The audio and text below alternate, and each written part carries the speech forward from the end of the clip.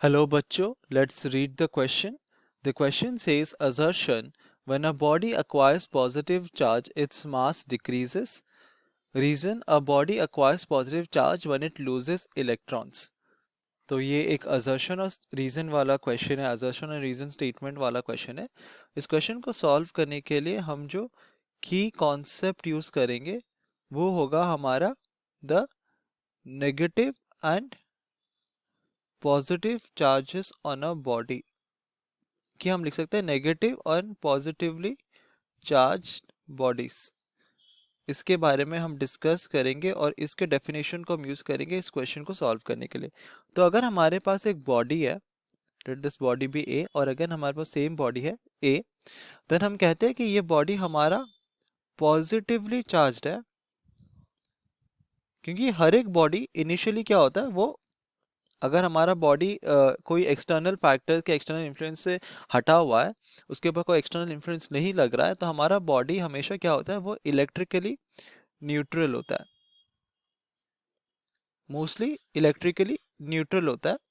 Electrically neutral मतलब हमारा the number of negative charges और नंबर ऑफ पॉजिटिव चार्जेस, मतलब इलेक्ट्रॉन्स और प्रोटॉन्स जो हमारे बॉडी के अंदर है वो इक्वल होता है, जिसकी वजह से वो कैंसिल आउट हो जाता है और हमारा इलेक्ट्रिकली न्यूट्रल बॉडी होता है. बट अगर हम कहते हैं कि हमारा बॉडी पॉजिटिवली चार्ज्ड है, इसका मतलब होता है कि हमारे बॉडी से हमने कुछ इलेक्ट्रॉन्स, हम यहाँ पे लिख सकते हैं सम इलेक्ट्रॉन्स, उसको क्या किया, हमने रिमूव कर दिया.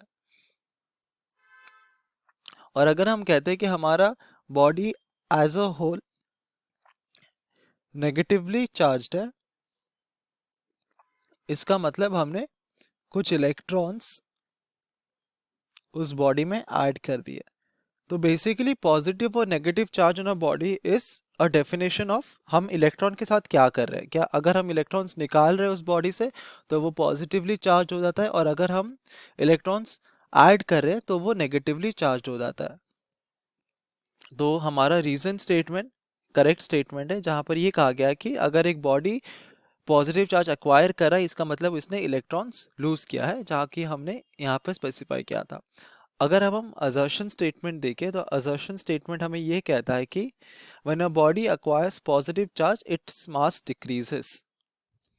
तो अगर हमने क्या देखा था, अगर एक बॉडी जो है, अगर वो हमारा पॉजिटिवली चार्ज्ड हम उसे कहते हैं, इसका मतलब क्या होता है कि इसने सम इलेक्ट्रॉन्स लूज किया है.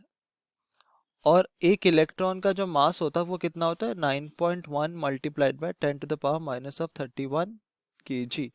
तो अगर ये कुछ इलेक्ट्रॉन्स लूज करता है, इसका मतलब ऑब्वियसली जितना भी वो इलेक्ट्रॉन्स लूज करेगा उसका मास, उतना अमाउंट ऑफ मास डिक्रीज कर जाएगा फ्रॉम द टोटल मास.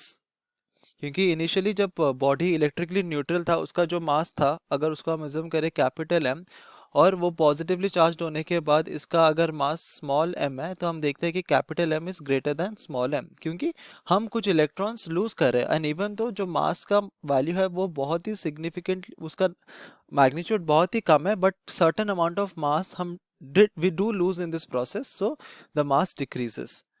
तो असर्शन स्टेटमेंट भी हमारा करेक्ट है, और हम देखते हैं कि हमारा reason statement it correctly explains the assertion statement. तो करेक्ट ऑप्शन हमारा हो जाएगा ऑप्शन ए. यहाँ पर both A and R are true, and R is the correct explanation of A. Hope you understood it well. Best of luck.